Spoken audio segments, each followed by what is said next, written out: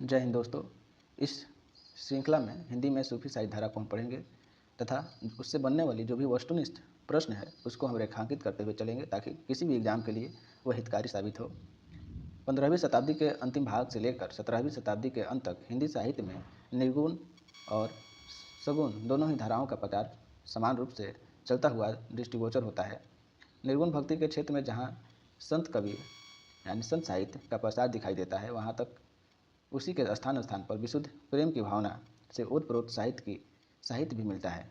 इसे और अधिक स्पष्ट शब्दों में यूँ समझना चाहिए कि निर्गुण भक्ति धारा के दो पृथक पृथक रूप बन गए, जिसके पहले रूप का नाम ज्ञानश्रयी शाखा तथा दूसरी शाखा का नाम प्रेमाश्रयी शाखा।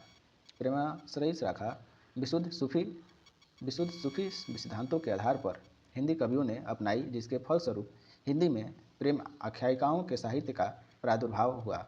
इस शाखा के कवियों ने अपने प्रेम मार्ग और उसके सिद्धांतों का प्रतिपादन कल्पित कहानियों द्वारा किया। इन कहानियों के लौकिक प्रेम में ईश्वरीय झलक डालने का प्रयत्न किया। अपनी कविताओं में प्रेम के पीर पर विशेष रूप से लिखा गया है। इस प्रेमाश्रयी शाखा में इन कहानियों में राजकुमार और राजकुमारियों के प्रेम को लेकर ही कवि चलता है। राजकुमार राजकुमारी के अलौकिक सौंदर्य पर आसक्त होकर संसार की सब विभूतियों, यहाँ तक कि अपनी स्त्री और घर बार से भी नाता तोड़ देता है और पागल वैरागी बनकर राजकुमारी को प्राप्त करने के लिए निकल पड़ता है। उस राजकुमारी को प्राप्त करने में अनेकों कष्ट उठाता है और अंत में उसके लिए अपने प्राणों तक को त्यागने को उद्यत हो जाता है। इस त्याग के फलस्वरूप वह उस राजकुमारी को प्राप्त कर लेता है और इस प्रकार कवि के विचार से आत्मा और परमात्मा का मिलन हो जाता है। इस सूफी कवियों ने प्रायः वही कहानियाँ ली जो हिंदू कथाओं में प्रसिद्ध है, और इस प्रकार हिंदू कथाओं में सूफी सिद्धांतों की पुट देकर उन्होंने अपने काव्यों को हिंदू मुसलमान समन्वय के योग को बनाने का प्रयत्न किया। संत कवियों की ही भांति इस कवियों ने जाति भेद को कोई स्थान नहीं दिया। इसमें भी जाति को या किसी भी प्रकार के आडंबर को नहीं माना गया। प्रेम मार्गी शाखा के कवि संत कवियों की अपेक्षा अधिक सहृदय थे। इनकी कविताओं में भी साहित्य पर योग की रूढ़ियाँ मिलती अवश्य है, परंतु फिर भी कविता के अधिकांश भाग सरलतापूर्ण ही है।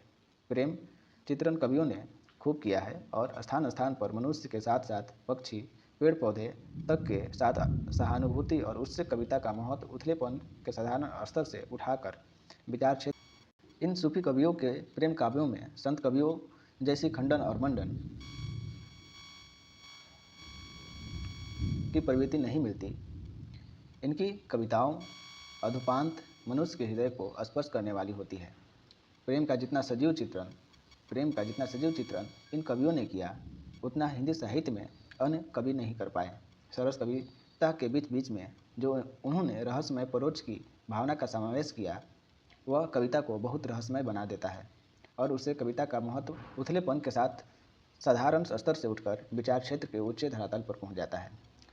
प्रेम मार्ग शाखा का प्रतिनिधि कवि मलिक मोहम्मद जायसी और